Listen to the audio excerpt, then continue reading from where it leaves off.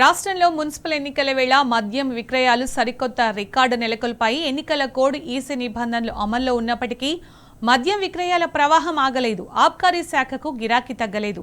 జనవరి 29 నుంచి ఈ నెల 9 వరకు దాదాపు 12 రోజుల్లో 1282 కోట్ల విలువైన మద్యం అమ్మకాలు జరిగాయి. అంటే రోజుకు సగటున 107 కోట్ల చొప్పున మద్యం వ్యాపారం జరిగింది.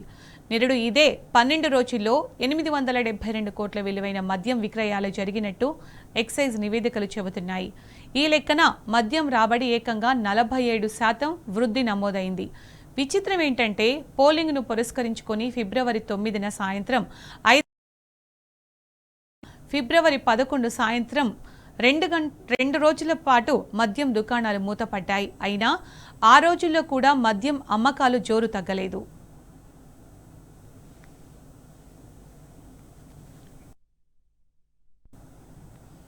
మున్సిపల్ ఎన్నికల్లో పోటీ చేసిన అభ్యర్థులు ఓటర్లను మద్యం బాటిళ్లతో ప్రలోభపెట్టినట్టు ఎక్సైజ్ నివేదికలే స్పష్టం చేస్తున్నాయి.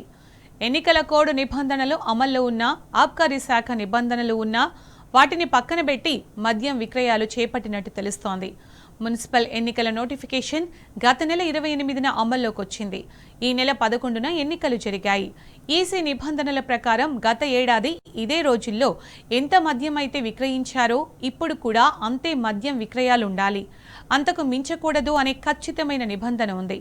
ఎన్నికల కోడ్ అమల్లో ఉన్నప్పుడు ఏ రోజుకు ఆ రోజు ప్రతి మద్యం దుకాణంలో ఎంత మద్యం విక్రయించారో లెక్కలు తీసి ఎక్సైజ్ కమిషనర్ ఎన్నికల కమిషన్కు పంపాల్సి ఉంటుందని అధికారులు చెబుతున్నారు.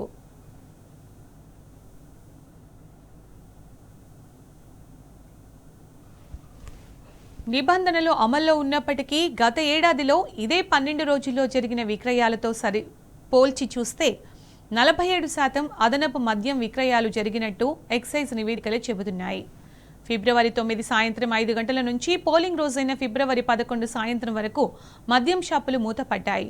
ముందు చూపుతో మందు కొనుగోలు చేసిన అభ్యర్థులు రహస్య ప్రాంతాల్లో నిల్వ చేసుకున్నట్టు తెలుస్తోంది.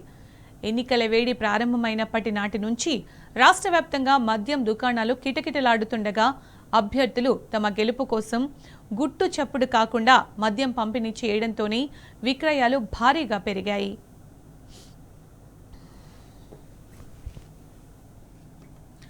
పోలింగ్కు 4 రోజుల ముందు శనివారం ఒక్కరోజే రికార్డు స్థాయిలో 205 కోట్ల అమ్మకాలు జరిగాయి. 48 గంటలకు ముందు సోమవారం రోజు 173 కోట్ల విలువైన మద్యం విక్రయాలు జరిగినట్టు తెలుస్తోంది. గత నెల 29 నుంచి ఈ నెల 9 వరకు రికార్డు స్థాయిలో 10.21 లక్షల కేసుల విస్కీ, బ్రాందీ అమ్ముడుపోయింది.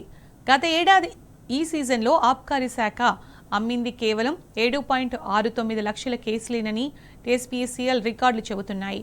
వాస్తవానికి మున్సిపల్ ఎన్నికల ప్రభావం జనవరి నుంచే స్పష్టంగా కనిపిస్తోంది.